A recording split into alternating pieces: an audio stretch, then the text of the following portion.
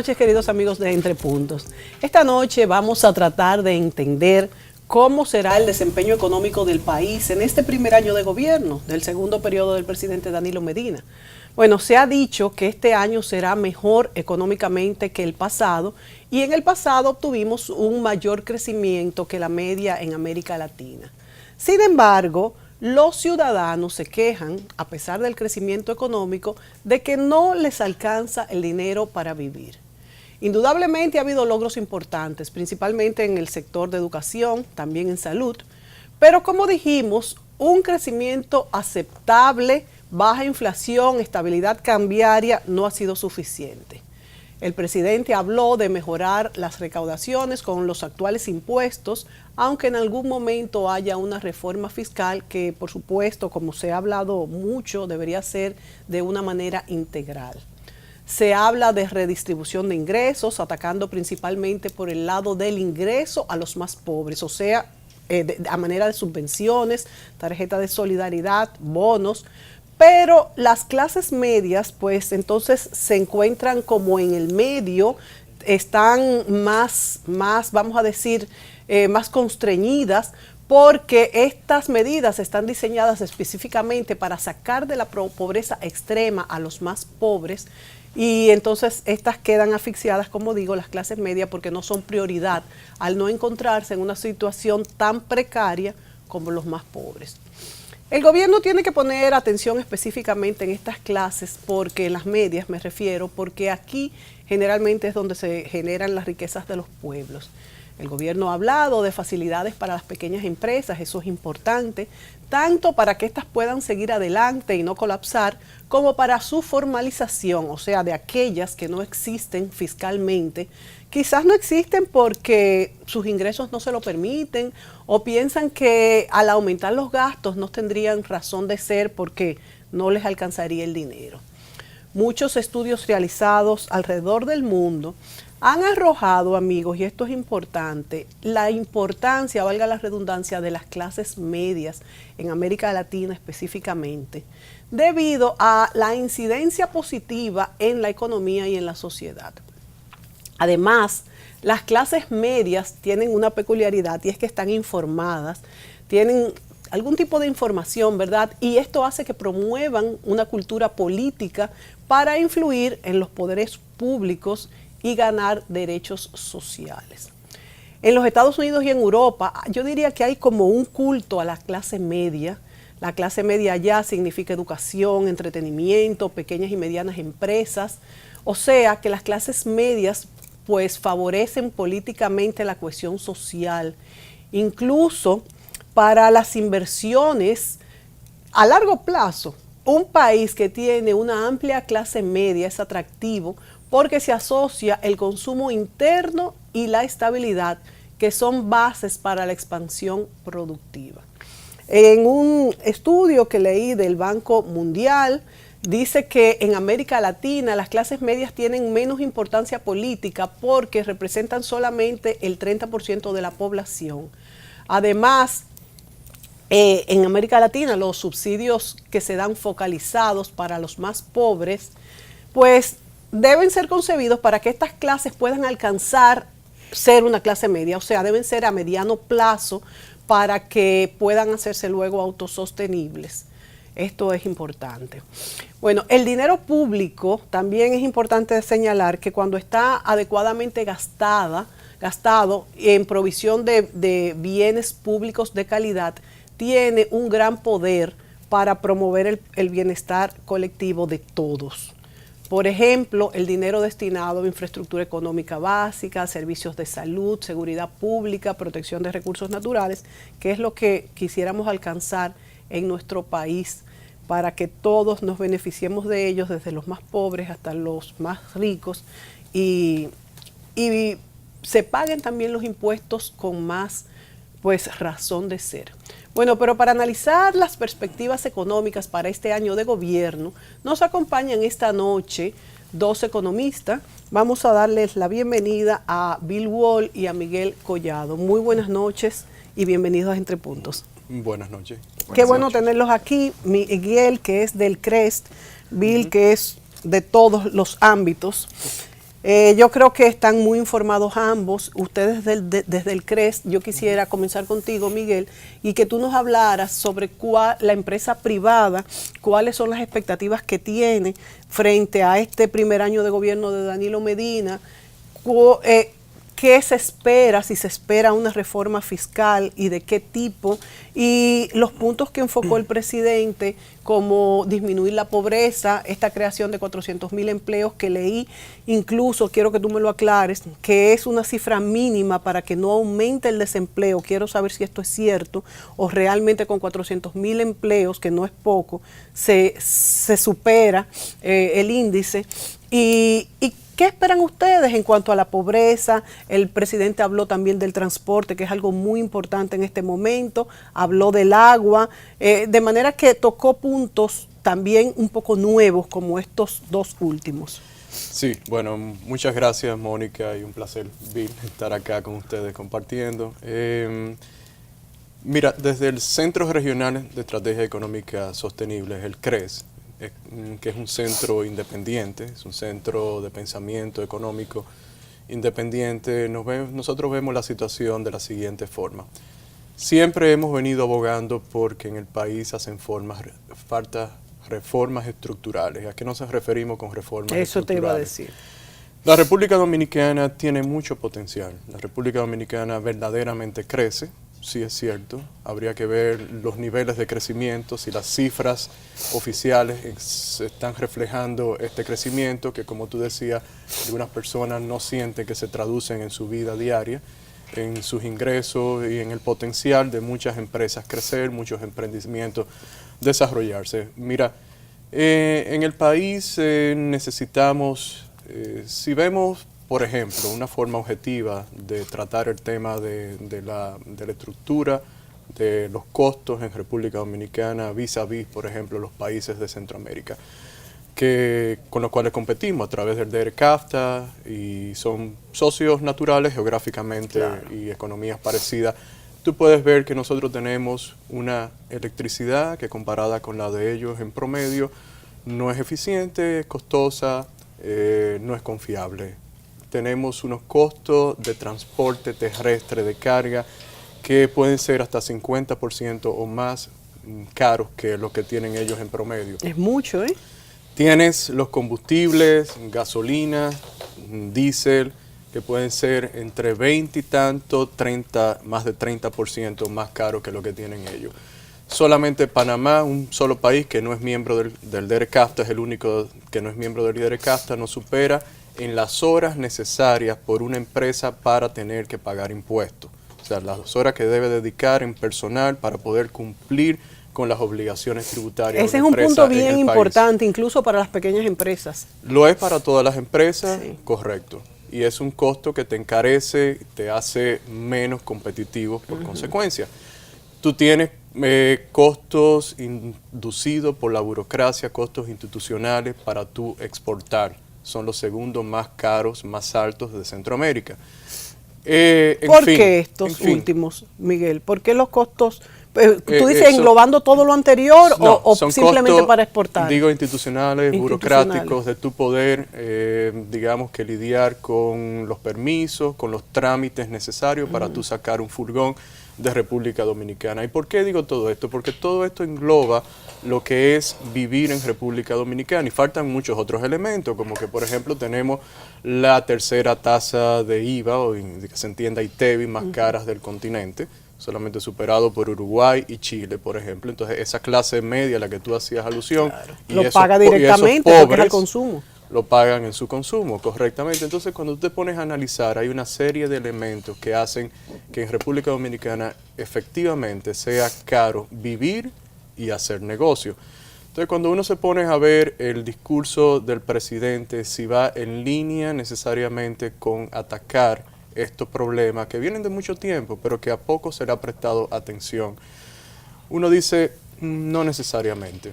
Hay muchas promesas, es un discurso muy ambicioso, es un discurso que continúa con elementos ya iniciados en la administración que acaba de terminar, ya, digamos apenas la semana pasada se inició esta este nuevo periodo, Pero en sentido general no ve elementos que cambien ese panorama, que es lo que uno desea que suceda en República Dominicana para que los ingresos sean mayores de todos los dominicanos, para que haya una mayor creación de empleo, para que seamos más competitivos y las empresas puedan desarrollarse, podamos atraer mayor inversión extranjera.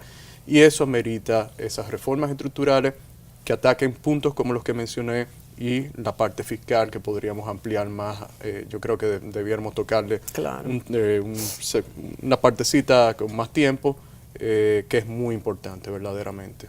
Excelente exposición, Miguel, porque son muchas, como tú dices, los factores que inciden en que nos salga más cara la vida y nos salga más cara producir en la República Dominicana. Bill, entonces, ¿qué podrías tú añadir en cuanto a esas reformas estructurales a las que se refiere Miguel y a esos puntos que inciden en que nuestros productos resulten más caros, tanto para adquirirlo para el que los consume, como para el empresario que los produce y tiene que competir ante productos extranjeros que vienen al país, y también para la exportación, para sacarlos del país mucho más? Si Miguel ha añadido un punto que yo no estaba pensando, y es el costo de exportación también con los permisos y demás. Bueno, primero tengo que felicitar a Miguel y el CRES, porque yo los leo siempre. Me parece que son estudios profundos, muy puntuales, enfoque totalmente apolítico, técnico, que se requieren en el país. O sea que yo siempre, un placer estar contigo y felicito al CRES. Miguel ha hecho una exposición muy amplia sobre el tema. Hay que pensar que el país nunca ha tenido una vocación exportadora. Y la base de la economía dominicana, la parte industrial, digamos, como base, ha sido muy protegida. Ha sido facilidades que se le ha dado desde la época de muy atrás, y por consiguiente, cuando se entra en el DR-CAFTA, el país no estaba preparado para competir. Ni siquiera el sector privado en aquel entonces reconocía los retos que se enfrentaban, y tenemos una economía de alto crecimiento, pero que no es eficiente. En otras palabras, lo que tenemos es la diferencia entre el elemento de ser eficaz, porque se genera obviamente riqueza, aunque mal distribuida, y lo que es una eficiencia para poder competir y para poder llegar a unos productos de calidad a un precio asequible. Por consiguiente, no tenemos ese elemento, no se ha hecho realmente un estudio a fondo, y los estudios que se han hecho, o cuando menos aplicación de esos estudios a fondo, porque no ha habido esa tradición dominicana. Aquí lo que se ha enfocado más bien ha sido el comercio. ¿Tú crees que fue prematuro, fueron prematuros estos acuerdos de libre comercio, y que entonces íbamos a tener un desbalance de que lo que íbamos a hacer es importar más que exportar por no estar preparados para esto? No, es que yo creo que fue oportuno, porque si no se hace, no se obliga a los componentes, elementos de la economía nacional a adecuarse, porque no solamente fueron simplemente eficiencia en todas las palabras. Por ejemplo, hay cláusulas que tienen que ver con el elemento laboral, cláusulas de principio, cláusulas de nivel internacional. Recuerda que el país, durante la época de Balaguer, era un país aislado. Este país es el único país, aparte de Panamá, que no pertenecía a ningún bloque cuando se entró en el DR-CAFTA. Sí. Por consiguiente, hemos sido muy independientes, con enfoque muy isleño, muy propio, adecuado a lo nuestro. Y eso se debe a la historia realmente nuestra. Entonces, lo que hemos visto es que nos acelera un DR-CAFTA. Obviamente hay un costo en esa aceleración si no se adecua. Y segundo, que el empresario tardó y todavía tarda en adecuarse. Y lo otro son las condiciones propias de la estructura. Como bien decía, hay que cambiar la estructura. Una cosa es tener una economía que crece a niveles por encima del promedio de la región y tal vez del mundo. Sin embargo, no hay una buena distribución. Y eso se deben a factores que datan de siglos atrás, que el país no ha podido adecuarse. Digo siglos por no decir décadas, pero en fin, en este mundo moderno, el siglo, sobre todo el siglo pasado. Por consiguiente, encontramos que la llamada clase media, nosotros le decimos las clases medias. Bueno, una clase media, están los pobres, están los ricos, que deben de ser la minoría, como tú bien dijiste, en los países donde evidentemente hay una estabilidad. Los países desarrollados se fundamenta la clase media. Sí. Eso es lo que establece una sociedad equilibrada, una sociedad donde se considera que la base, como tú bien dijiste, una clase media que de hecho aspira a obtener más bienes, pero no está dispuesta a sacrificar a un alto riesgo lo que ha obtenido a base de esfuerzo. Por consiguiente, esa clase es medida, es una clase hasta cierto punto conformista con las normas, las normativas y los estamentos estatales. Pero porque puede vivir medianamente bien. Puede vivir medianamente siempre que se sostengan, pero ¿qué viene? Vienen los impuestos, vienen las facilidades, la educación, las oportunidades de empleo, en fin, toda una estructura que sostiene. La clase media no surge si no se mantiene. Y el Estado, la UPA, o sea, los muchachos van a escuelas públicas, tienen ayudas sociales de otro tipo que no son en dinero, y esto hace que sean ellas mismas autosostenibles. Obviamente, lo que te quiero decir, la pregunta tuya que no la he respondido de hecho porque es simplemente cómo podemos hacer los productos nuestros más competitivos tanto en el mercado interno como externo. Hoy ya no hay diferencia entre el interno como externo porque del momento que tengamos tratado de libre comercio abierto, si no se puede competir fuera, no se puede competir aquí, a medida que se van eliminando los aranceles. Entonces, el país tiene que pensar a mediano y largo plazo. No podemos pensar en el inmediatismo. Yo estoy de acuerdo que el discurso del presidente fue un poco ambicioso porque considero que para 4 años lo primero que hay que hacer es establecer las bases de ese cambio estructural o esos cambios estructurales para que empiecen a poner efecto en un periodo. Vamos a hablar, por ejemplo, del pacto fiscal. El pacto fiscal, sin hablar en detalle, es simplemente el elemento. Eso no va a surtir efecto hasta posiblemente varios años después de que se comience con ello. Igualmente, por ejemplo, el pacto de la ley electoral o de los partidos políticos. Eso va a ser las próximas elecciones. Tenemos que pensar ya que hay que establecer las bases para un futuro, medido obviamente. Algunos beneficios surgirán de inmediato. Si hay un ajuste, por ejemplo, en los impuestos, evidente que desde el primer día va a empezar a haber cierto beneficio en ciertos sectores y un dinero que circula mucho más justamente y más consumo interno si los sueldos son más apropiados, si hay empleo de mejor calidad, etcétera, y eso va cumpliendo. Pero de hecho los efectos propios, profundos, serán dentro de 3, 4, 5 años. Ahí viene el problema estructural también. El problema estructural es lo político. No podemos tener cambios dramáticos cada elección, que cambie todo el estamento. Tenemos que irnos ya a lo profesional. El mismo gobierno tiene que pensar en profesionales, porque la economía mundial y la economía local, pero mundial porque pertenecemos a esa economía, requiere de gente que conozca realmente todos los elementos propios para generar la riqueza de una manera equitativa. Y tenemos ejemplos. República Dominicana no es el primer país del mundo. Tenemos ejemplos alrededor nuestro. Nos dirigimos hacia América del Norte. Ya hasta culturalmente tenemos más de 1 millón de dominicanos. Podemos ver qué es lo que funciona. Los fondos de pensiones, que no surjan los problemas que ha enfrentado Chile, aunque ha tenido éxito en su uso, pero hay ajustes que hacer. O sea, aprender de esos componentes y crear, y estoy totalmente de acuerdo con el enfoque de CREA y de Miguel, que tiene que haber cambios estructurales profundos. Y si no se comienza desde ya, que tenía que haberse comenzado, porque tenemos el peso de esto, el peso de la deuda externa, en fin, una serie de elementos que si no se corrigen vamos a tener lo que ha sufrido República Dominicana. Vámonos a la pausa, Bill, y cuando volvamos yo quisiera que tocáramos como puntos específicos de esa reforma estructural que ustedes consideran que pueden hacerse en este primer año de gobierno para que, como tú bien dices, vayan dando algunos frutos inmediatos, que son los menos, y luego a largo plazo. Volvemos.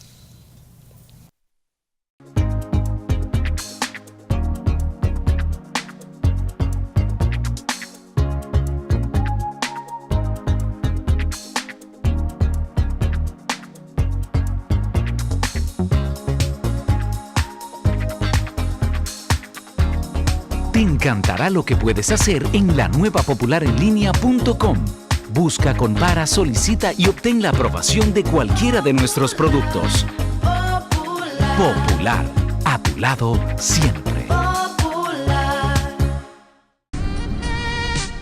podemos dejar de dar las gracias una vez más al Salón Lorelén por tantos años al cuidado del cabello de Mónica Gutiérrez. El Salón Lorelén está en la calle Bayacán 25A, Urbanización Renacimiento. Teléfono 809-482-0848. Salón Lorelén.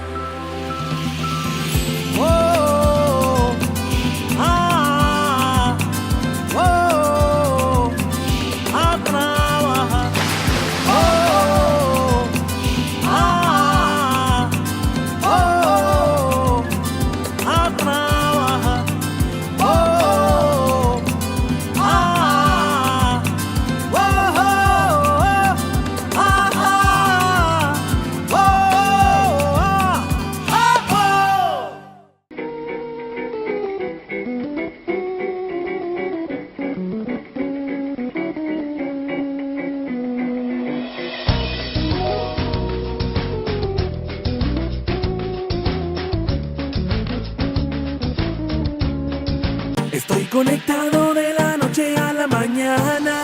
Comparto mi wifi con mi madre y con mi hermana. Veo películas sin pararle a nada, porque me estás tirando los gigas por la ventana. Yo me siento libre, libre con el viento. Estoy conectado en todo momento.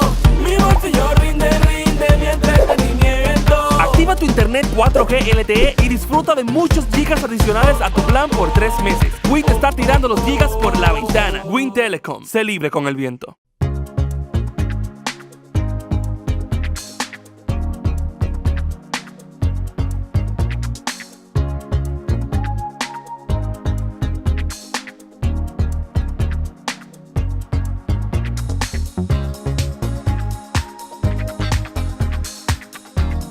Te encantará lo que puedes hacer en la nueva popularenlinea.com. Busca, compara, solicita y obtén la aprobación de cualquiera de nuestros productos. Popular, a tu lado siempre. Patricia Gutiérrez Fiallo utiliza los servicios de Silhouette by Isabel Green, salón y maquillaje. Calle Sócrates Nolasco número 5 en San Chenaco. Teléfono 809-566-8379. Silhouette, salón y maquillaje.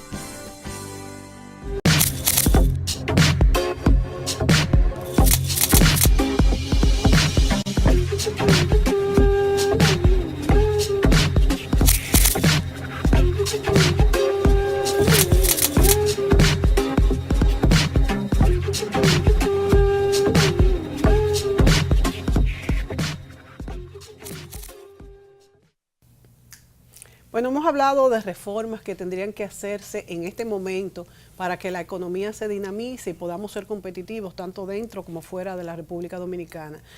Bill incluso tocó sobre la calidad de los empleos, que fue algo que el presidente no tocó, ni tampoco se habló, él habló en el discurso del desarrollo de las pequeñas empresas y las microempresas, pero no se dieron pautas como de si van vamos a decir, favorecer algún tipo de desarrollo específico para el país como lineamiento.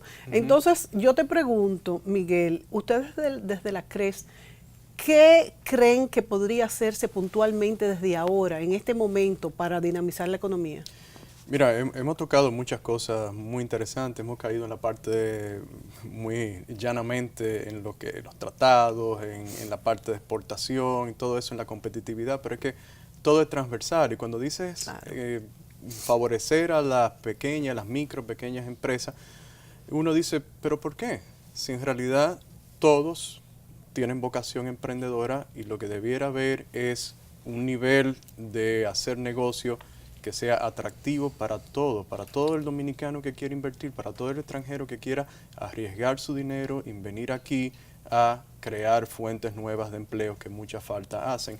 Entonces, en República Dominicana, el principal problema que hemos identificado desde CRES, desde hace mucho tiempo, y que gravita muy fuertemente sobre la economía, es el tema fiscal. Es transversal a todo, y me refiero en lo fiscal no solo a la parte impositiva a la cual se asocia, cuando se habla de una reforma fiscal, se asocia a la parte impositiva, sino también a la parte que tiene que ver con el gasto. Por eso, aquí quisiera dejar sobre la mesa elementos concretos que hemos impulsado desde CRES, propuestas, por ejemplo, una ley de responsabilidad fiscal, que esto lo manda la Ley de Estrategia Nacional de Desarrollo. Hay que aclarar, si algunas personas todavía no lo entienden, que esta conversación de tener un pacto fiscal en República Dominicana proviene en parte de que es un mandato de la Ley de Estrategia Nacional de Desarrollo, que decía que al tercer año de su promulgación, que fue en 2012, es decir, ya en 2015 debía haber este pacto, que debía tener un elemento de la parte tributaria y esta ley. Y también hemos hecho, junto con Francisco Canaguate, que es un experto tributario que trabajó en el Código Original de República Dominicana en el 92, una propuesta de una reforma integral al Código Tributario.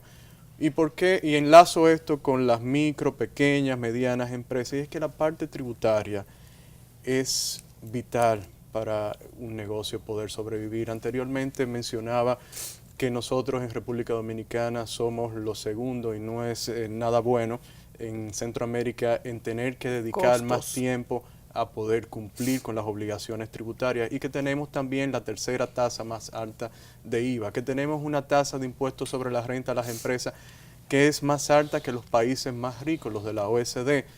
En fin, o sea, República Dominicana tiene elementos en la parte tributaria que hacen muy complejo para cualquier empresa, sea pequeña, sea grande, poder cumplir con esto.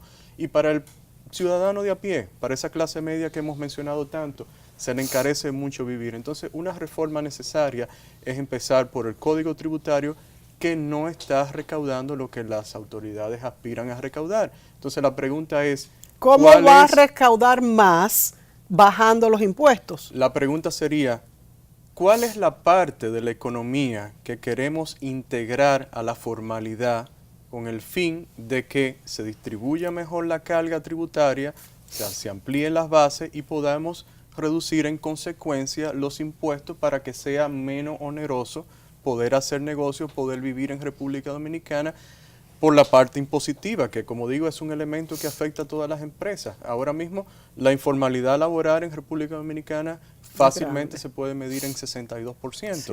La ONE sacó recientemente un estudio diciendo que más del 80% de los locales, tiene otro nombre, de los establecimientos comerciales son informales, están en la informalidad. ¿Por qué? Porque uno de los elementos que impulsa a la gente a no cumplir con las leyes son los altos costos. Claro, entonces por ahí debemos empezar. Sí. Y es una reforma, y yo ahí quería decir, yo creo que sí que tendría un efecto en lo inmediato, definitivamente. ¿Sí? Cambiaría el panorama. Y en cuanto al gasto, ¿qué visualiza esa reforma? En cuanto al gasto, la Ley de Responsabilidad Fiscal establece reglas fiscales, que hay algunos 85 países en el mundo que han establecido algún tipo de regla fiscal, y en este caso concretamente serían reglas de gasto, de déficit, reglas de topes al déficit, cuánto puede ser el déficit fiscal, y al endeudamiento también. Eso te iba a decir, incluye el tope al endeudamiento. Sí, porque cada vez estamos, en República Dominicana crece cada vez más en la medida en que aumentan los déficits, la deuda pública, y esto tiene un peso muy alto sobre la finanza pública. Cuando hablamos de endeudamiento, y esto que ustedes están proponiendo desde el CRES, ¿se refiere a todo el endeudamiento o lo sectorizan? Porque te pongo un ejemplo. Ahora con las plantas de carbón se dice que todavía falta un 1.1 millones de dólares para terminar estas plantas, aunque si estas plantas después pasan a manos privadas o simplemente con la operación, puede pues recuperarse esto. No sé si es así, lo pongo como una pregunta. Y esto es un endeudamiento específico por algo Y es distinto a cuando, y se dice que se van a tener que hacer unos bonos soberanos nuevos para esto, porque inclusive por ser de carbón, ya los organismos internacionales no están financiando este tipo de proyectos. Pero es muy distinto a cuando se toman bonos soberanos, por ejemplo, para el gasto corriente. O sea, ¿cómo se manejan estos dos tipos de endeudamiento? Tú tienes razón. Lo último es lo que ha prevalecido, el endeudamiento para el pago. Nos estamos endeudando para tener que pagar los mismos intereses de la deuda. Estamos endeudándonos para gasto corriente. Lo de la planta, que ahí, bueno, es todo un tema de discusión porque no ha sido transparente del todo. Sí, es carísimo, mucho más caro que otros países. ¿Cuál es el presupuesto verdadero? ¿Qué es lo que se ha desembolsado? ¿Qué es lo que falta? En realidad se ha manejado con no necesariamente mucha claridad, pero el punto que tú haces es muy importante y es que el endeudamiento que hemos sostenido en República Dominicana en años recientes, básicamente para gasto corriente. Es como que alguien se está endeudando para hacer fiesta, para hacer su gasto del día a día, pero no para dejar algo concreto que podamos usar y que sea beneficioso para incrementar la productividad del país en sentido general. Otra pregunta obligada sería, ¿qué va a pasar al final con este endeudamiento? Porque a veces uno mismo llega a creerse que con una varita más...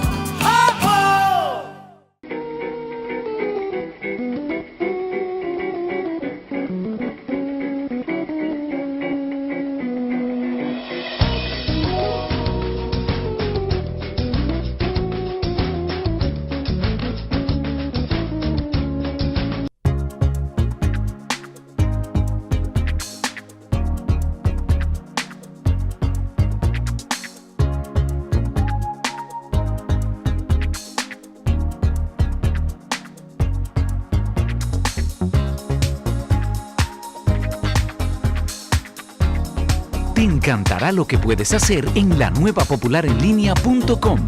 Busca, compara, solicita y obtén la aprobación de cualquiera de nuestros productos. Popular, a tu lado siempre. Estoy conectado de la noche a la mañana. Comparto mi wifi con mi madre y con mi hermana. Veo películas sin pararle a nada. Porque el viento está tirando los gigas por la ventana. Yo me siento libre, libre con el viento. Estoy conectado en todo momento. Mi bolsillo rinde mi entretenimiento. Activa tu internet 4G LTE y disfruta de muchos gigas adicionales a tu plan por 3 meses. Win te está tirando los gigas por la ventana. Win Telecom, sé libre con el viento. No podemos dejar de dar las gracias una vez más al Salón Lorelén por tantos años al cuidado del cabello de Mónica Gutiérrez. El Salón Lorelén está en la calle Bayacán 25A, Urbanización Renacimiento. Teléfono.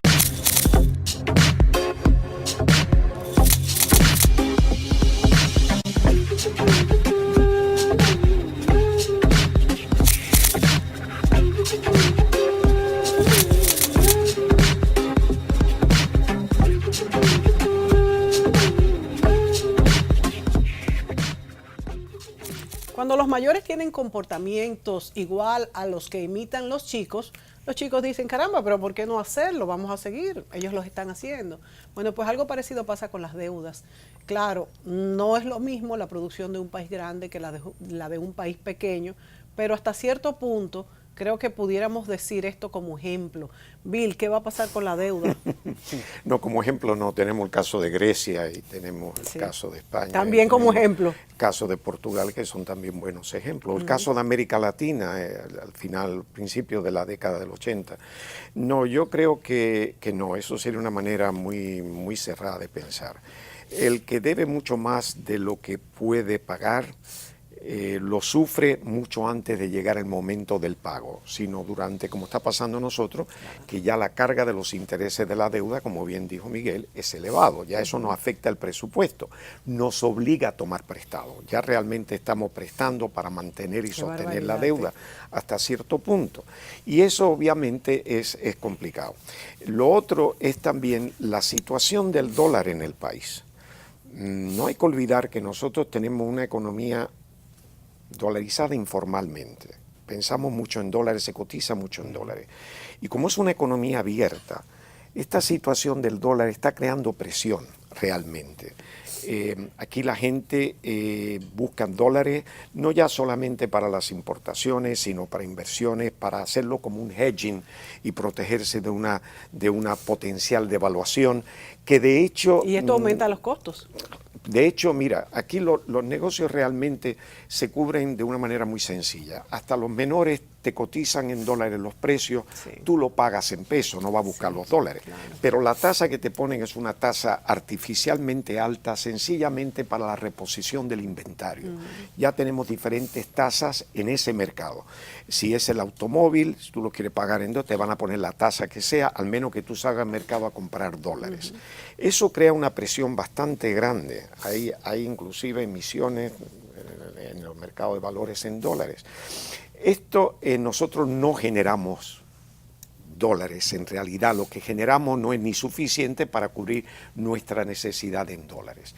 Esto a mí me preocupa, porque hasta ahora hemos tenido una medida de controlar la depreciación de la moneda, pero cualquier cambio en nuestro sistema, y ha sostenido realmente la deficiencia fiscal, la política monetaria, hasta cierto grado ha mantenido un balance, pero que eso son medidas usualmente a corto plazo, no son medidas permanentes, hay que hacer algo en lo fiscal. Y más allá de las recaudaciones está el gasto estatal. ¿Hacia dónde van los gastos estatales? Y yo creo que desgraciadamente hemos estado perpetuando la pobreza con los bonos de estos, con, en fin, una serie de facilidades al sector, en vez de crear las condiciones para que estas personas y esta gente puedan tener ingresos a base de esfuerzo, a base de producir, a base de crear riqueza para ello y para el país, por mínima que sea. Lo que hemos hecho es sostener ese elemento que surgen tal vez de un populismo político que ha sido bastante extenso en América Latina, y lo hemos visto también en Europa, no olvidemos, pero que de hecho preocupa, porque dentro de la estructura que tenemos en todos los estamentos de la economía, tenemos que considerar también estos otros. Si vamos y no es que no se haga, es que se haga con un plan y finalice. Claro, no tienen que tener objetivo, todo tiene que tener objetivo. Tal vez vuelvo a mi nieta que hace un plan todos los días para el abuelo, pero de hecho sí, el plan, y tiene 3 años, el plan es importante, un plan con objetivo que se tiene que medir continuamente. Nada de lo que se puede proponer aquí, ni los planes de nadie, puede hacerse sin un plan. Y de hecho es interesante, tengo que decir esto y me llama la atención, ya enfocando esto no solamente como dominicano, sino como extranjero, de estos pactos. Yo los países donde he estado no veo estos pactos, no creo que un pacto de esto, me da la impresión como que todo el mundo tiene algo que decir, pero no creo que ahí está la voluntad del compromiso. Si existe un programa, un plan lógico, hecho por técnicos lógicos, sopresado, con comparaciones, ajustado a las necesidades del país, medible, cuantificable, ¿por qué tenemos que hacer un pacto? Al menos que estemos dispuestos de antemano a oír a todos y después hacer lo que cada uno quiere. Pero en realidad, ¿qué puede contribuir al pacto? Varios sectores. Simplemente es en beneficio común. Aquí tenemos que pensar ya en beneficio común. El problema es que muchas veces no se piensa en beneficio común. Y por eso entonces tienen que venir los representantes. Bueno, pero mira, vámonos a Canadá. Yo pagaba en Canadá de impuestos sobre la renta, hablando de impuestos sobre la renta, de mi último salario en la banca, en el Royal Bank, yo pagaba el 35% de impuestos. Que es muchísimo. ¿Ok? Sí, pero se te devuelve. Pero entonces, ¿qué pasa? ¿Cómo puede el país hacer que yo acepte ese Y lo pagues con 35%. gusto. Bueno, pues muy sencillo. Te devuelven seguro médico. Seguro médico todo cubierto, con una Claro, tarjetita, claro. la educación. O sea, es tú no gratis. pagabas seguro médico allá. No, yo tenía una tarjeta y yo no sabía lo que costaba eso. Eso estaba cubierto por el seguro Fíjate médico. que aquí está- nadie que trabaje deja de pagar un seguro médico, por ejemplo. Absolutamente. Entonces, ¿qué pasa? Tengo la pensión para el retiro, tengo esto, Y tengo vives tranquilo y vives bien. veo bien, no hay cuestión de problemas de violencia. Así cualquiera la pagar el infraestructura. 35%. Pero Tus hijos fueron a la escuela en Canadá, tienen todo. entonces tenemos ese sentido. Si yo lo invierto bien, si el Estado lo invierte bien de manera que el contribuyente genere un beneficio y lo perciba como tal, pero me refiero al contribuyente a todos los niveles. Y ahí es donde viene el punto que decía Miguel. No podemos tener un sistema informal que no contribuye. No paga, pero no contribuye. Pero, sin embargo, sí hace uso De de todos los los servicios recursos, claro, estatales. claro. Y eso le crea una carga enorme. Y cuando hablamos de más de un 50%, en realidad estamos hablando de un monto extraordinario. Y entonces el que paga no recibe, el que no paga lo recibe todo. Es que paga proporcionalmente mucho más de lo que puede recibir, claro. porque la carga recae en pocos. Es injusto porque además ya se ha comprobado, y eso está comprobado estadísticamente, que si tú aumentas el poder adquisitivo, tú aumentas y baja la tasa de impuesto, la tasa impositiva, tú automáticamente tienes un aumento en recaudación. Eso está comprobado en todas partes. Y es bien importante, antes de irnos a la pausa, que ya nos vamos, que tú eres un ejemplo del sistema canadiense, que estás retirado recibiendo tu pensión, estás retirado recibiendo tus seguros médicos, que te cubren incluso aquí y allá. No, perdón, no, porque Canadá no cometió el error, Canadá lo tenía antes que España. Si yo no resido en Canadá, aunque tenga ciudadanía canadiense, yo no tengo derecho a esos servicios médicos. Porque Si no, yo no estoy allá contribuyendo. sí, No, allá yo no. tengo, por ejemplo, el que vive allá. Ahora, si yo vuelvo a Canadá Sí lo recibes. como ciudadano y soy residente, Está sí. muy lógico. Pero si yo Claro. estoy aquí, es injusto Porque que ya yo... has vivido muchos Claro, mucho es tiempo injusto aquí. que yo no estoy contribuyendo, tengo un impuesto mínimo por residir fuera, ¿no? Un impuesto, hay un acuerdo entre Canadá y aquí. Pero eso de me la parece muy retención. bien pensado, pero si vivieras en Canadá sí disfrutarías Claro, de yo ello. disfrutaría, pero claro, yo no estoy pagando los elevados impuestos que pagaría la contrapartida en Canadá. Es decir, esa parte es lo que hay que hacer. Y yo creo que ese es el mejor ejemplo de lo que hablaba Miguel, de estructurar. Es decir, es todos los componentes, no solamente ampliar la base impositiva, la distribución de esa carga, igualmente los gastos del Estado, todo va intrínseco, no es un solo elemento. Y por eso se entiende lo que decía Miguel de una reforma estructural. Vámonos a la pausa, volvemos. Claro.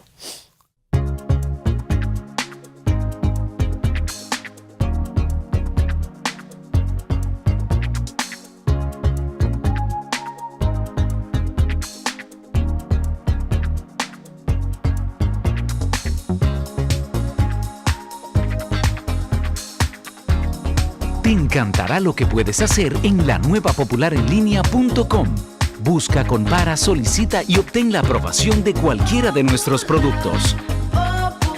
Popular, a tu lado siempre. Estoy conectado de la noche a la mañana. Comparto mi wifi con mi madre y con mi hermana. Veo películas sin pararle a nada. Porque me está tirando los gigas por la ventana. Yo me siento libre con el viento. Estoy conectado en todo momento. Mi bolsillo rinde mi entretenimiento. Activa tu internet 4G LTE y disfruta de muchos gigas adicionales a tu plan por 3 meses. Win te está tirando los gigas por la ventana. Win Telecom, sé libre con el viento. No podemos dejar de dar las gracias una vez más al Salón Lorelén por tantos años al cuidado del cabello de Mónica Gutiérrez. El Salón Lorelén está en la calle Bayacán 25A, Urbanización Renacimiento. Teléfono 809-482-0848. Salón Lorelén.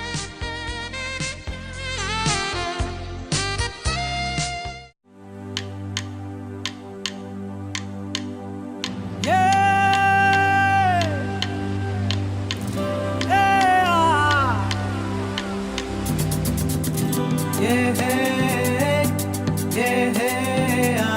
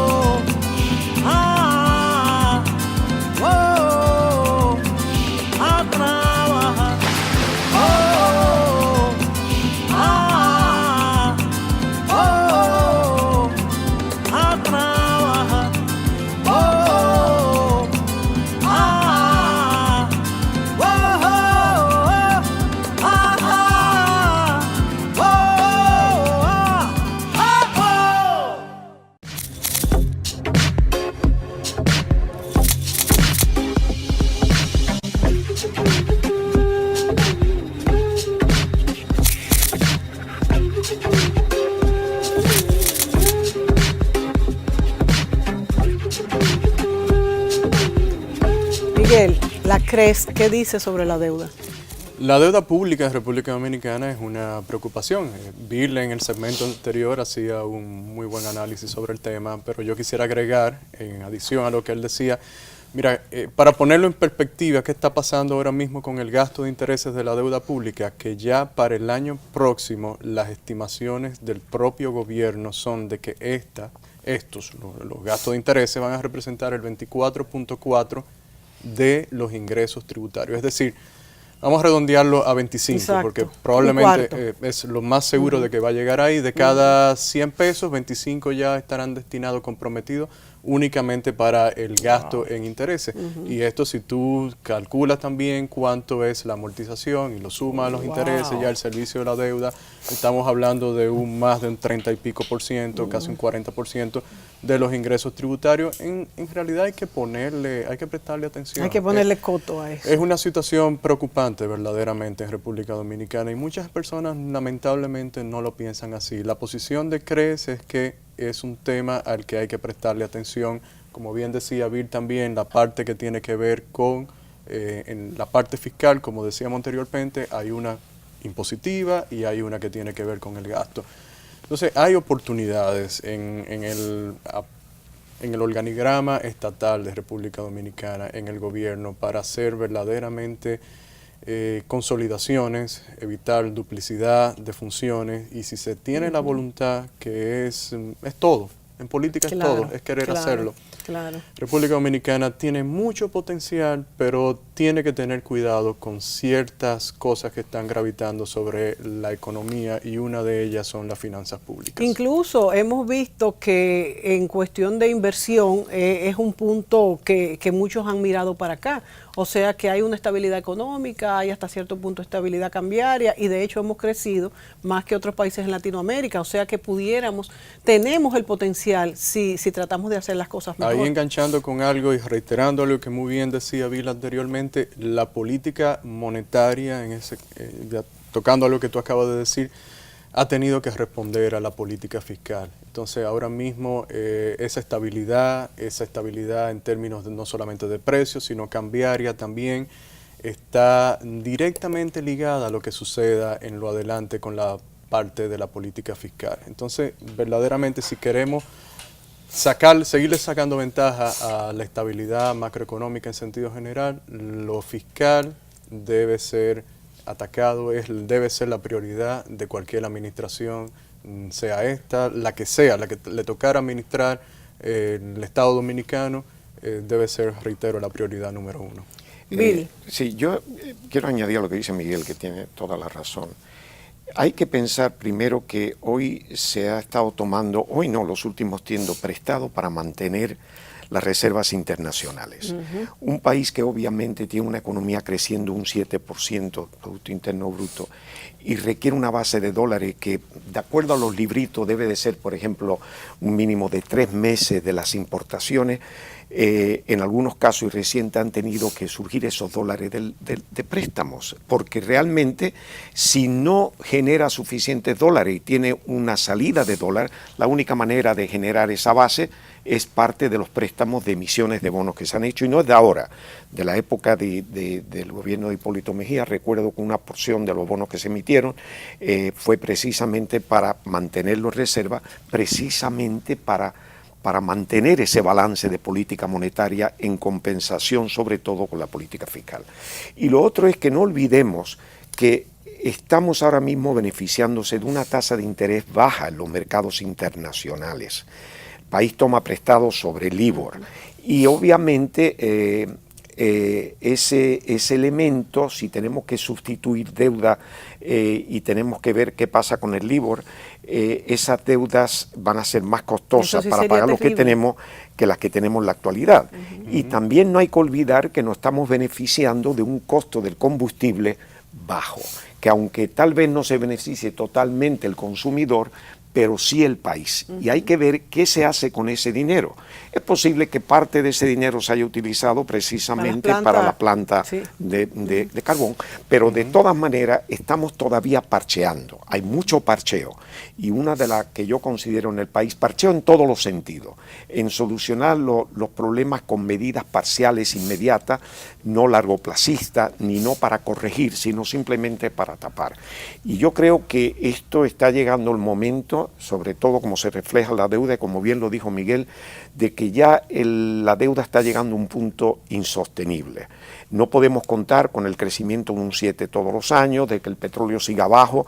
Es posible que este próximo año, la economía del próximo año, el petróleo se mantenga entre los 42, 43 a 50, 55 el barril y sea un poco manejable. Pero de hecho, las tasas de interés, la tendencia que veo ahora los Estados Unidos hacia fin de año es posible que haya un ajuste hacia el alza. Sí. Eso quiere decir que obviamente vamos a empezar a sufrir un mayor costo en nuestro endeudamiento. Bueno, la verdad es que creen ustedes que estamos en un momento bueno como plataforma para hacer todas estas reformas estructurales que se necesitan, porque tenemos un bajo costo del petróleo, hemos estado creciendo a un 7%, mucho más que la media de América Latina, aunque nuestro punto de endeudamiento está llegando al tope, pero si hay voluntad política, pudiéramos tener unos 4 años mejores, ¿tú crees, Miguel? Desde la CRES se ha visto eso, y ustedes creen que el gobierno tendrá la voluntad política, ya que se supone que es el último periodo de Danilo Medina. 2 minutos. Uno espera de que definitivamente tenga esa voluntad de hacer las reformas, y como tú bien dices, enfatizando lo que decía Bill, no solamente el petróleo, sino también las tasas de interés a nivel mundial están en 5.000 años, no se había visto esto. Claro, tan bajo. Entonces hay que aprovechar el momento, totalmente de acuerdo, es la conclusión, y no solamente aprovecharlo, es que es estrictamente necesario. En la parte fiscal no podemos seguir perdiendo tiempo, no solamente por el peso en las finanzas públicas, sino también si se va a hacer un pacto fiscal debe aprovecharse y el presidente no se refirió a un nuevo pacto fiscal, ni una nueva referencia concreta al pacto fiscal. Se habló de aumentar las recaudaciones de forma por la administración tributaria, debe ser más eficiente, estamos todos de acuerdo, pero con una estructura tributaria tan compleja, que establece unos costos de cumplimiento tan altos para las empresas, es muy difícil atraer a la formalidad a las personas. Claro, es muy difícil que esa carga se pueda distribuir y que en consecuencia no esté recayendo sobre un grupo de la economía. Claro, una empresa pequeña o alguien informal, engancharse, por llevarlo de alguna manera a la legalidad, pudiera llevarlo a la quiebra por ser tan complejo el proceso. Y si queremos hacer un sistema que favorezca a los más pequeños, habría que ver si no estamos creando un incentivo para que todos queramos ser pequeños. También. Y no crecer. Sí, entonces también. Constituir empresas que serán pequeñas. Sí, todas. Entonces, de verdad que República Dominicana necesita esa minuto, Bill. Sí, por eso yo me refería a no tener un efecto inmediato, por lo complejo el grado y la complejidad del sistema fiscal, y tratar de asimilar lo informal al sistema.